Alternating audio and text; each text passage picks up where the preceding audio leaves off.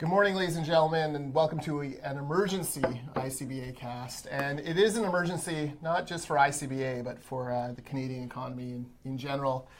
Jordan Bateman, Director of Communications for ICBA, joined by Chris Gardner, President of ICBA. The President, yes. And Chris, you've already been on the John McComb show this morning talking about this issue. Yesterday, late in the afternoon, Kinder Morgan announced that they were going to stop all non-essential spending on the Trans Mountain Pipeline Expansion Project. This after they've spent more than $1 billion to get to this point. And they've set a deadline, May 31st. They have to see from the federal and provincial government some sort of movement forward to actually get this project going.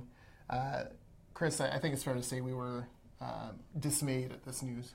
Yeah, it's not good news. It's not good news for British Columbia. It's not good news for Canada. And it operates on a couple of different levels. First of all, as everyone will recall, this project was approved 18 months ago. So the question everyone should be asking is, how can a project that went through a 3-year review, and before that 5 years of planning, consultations with every stakeholder, approval by the provincial government of the day, approval by the federal government, and 18 months later they still haven't started construction? And the answer is very simple.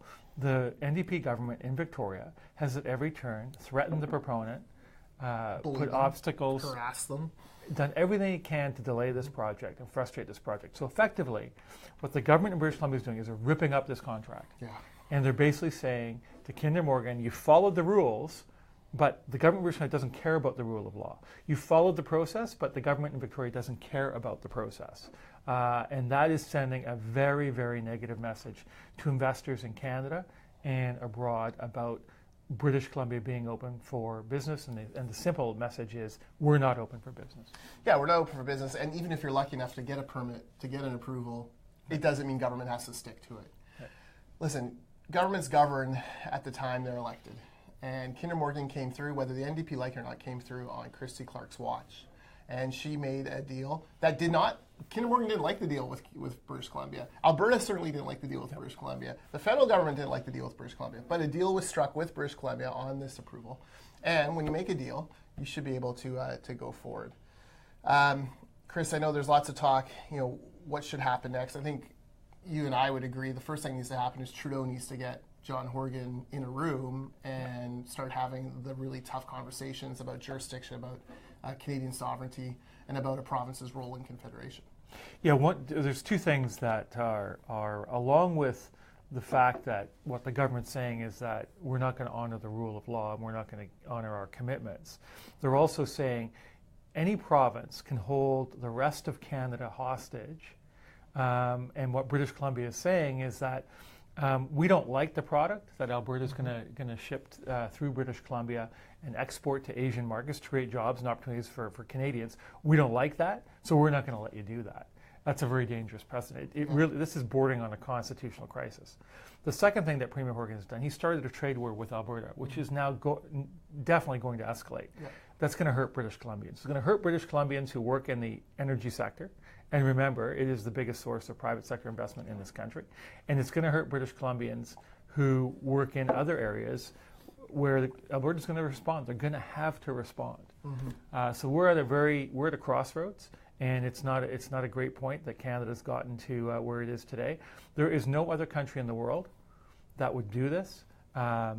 Norway has a vibrant oil and gas sector. So does the United Kingdom. Yeah. So does Australia. So does the United States. But in Canada, we're saying no. Yeah. This project will bring 15,000 construction jobs.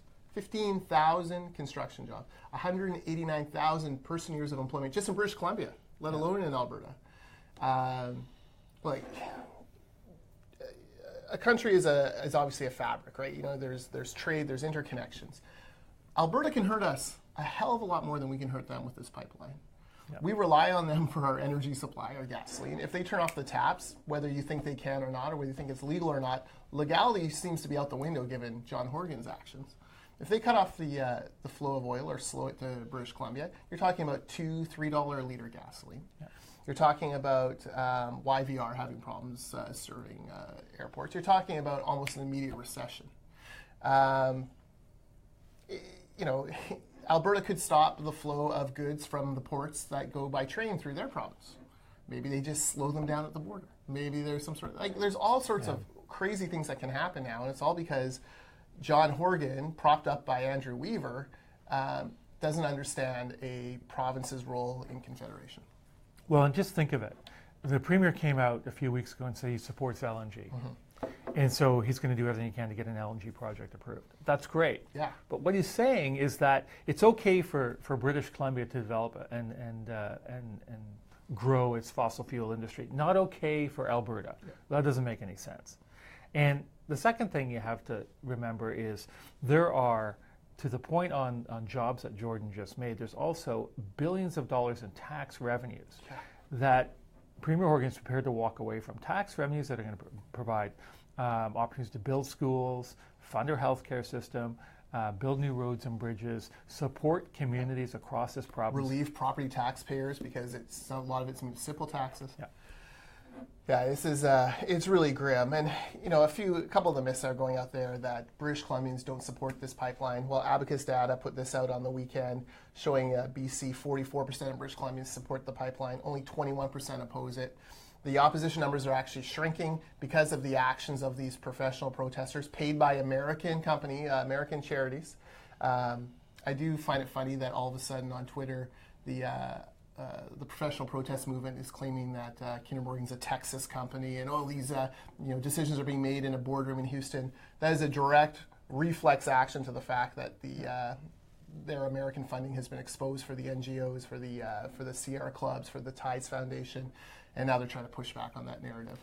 They're the ones who are enthralled to American masters, not those of us who support responsible resource development of Canadian resources.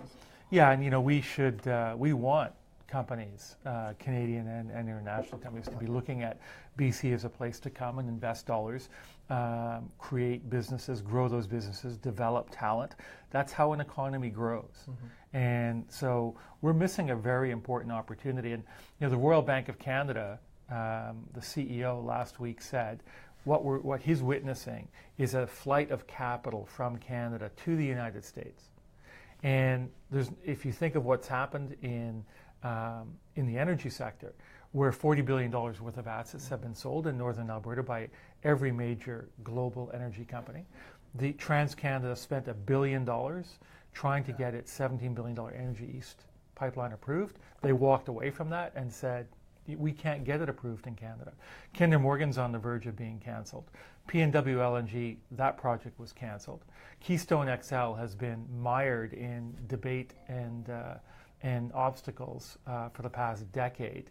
So if you're an investor looking at Canada, even if you're not directly in the energy sector, you can say, should we be taking the risk and dealing with governments in Canada don't have their act together, don't honor their word, don't follow the rule of law? The answer is obviously going to be no, because there's so many other countries out there that open the doors and say, come on in, your business is welcome. Yeah. Trudeau holds the hammer here with Horgan. I mean, there's TransLink funding that the feds have promised 40% of the light rail and the SkyTrain projects. He could pull that. There's billions of dollars or hundreds of millions of dollars planned for childcare programs that the BC NDP want to pass off as their own at the next election. He could pull the funding for that. There's equalization payments, transfer payments. There's all sorts of things, health payments. The federal government is a huge funder of provincial governments. And if they decide to slow that down, maybe they don't even make an announcement they're not going to do it. Maybe they just slow it down, just like, John Horgan's trying to, harass and put up hurdles for Kinder Morgan. Maybe there's all of a sudden a little bit of a hurdle for this. So it's going to be bad. You think the wine war was worrisome? That's going to pale in comparison by what's to come from Alberta. Yeah, so you're right, but the Prime Minister has to act. He has to show leadership. Now. This is a project that's been approved by the federal government. It's in the national interest. He has to bring the hammer down. But then if you step back and think of what's happening in British Columbia, we're canceling all these projects. And at the same time, we've got a premier who's increasing taxes across the board. So we're shutting down investment and we're increasing taxes. That does not bode well for our long-term prosperity in this province. My phone is ringing. That could be Premier Horgan calling to yell at me. I don't think he's calling. You don't think he's calling? I don't think he's calling. I doubt he's calling too. It might be the government of Alberta saying, "What the hell?"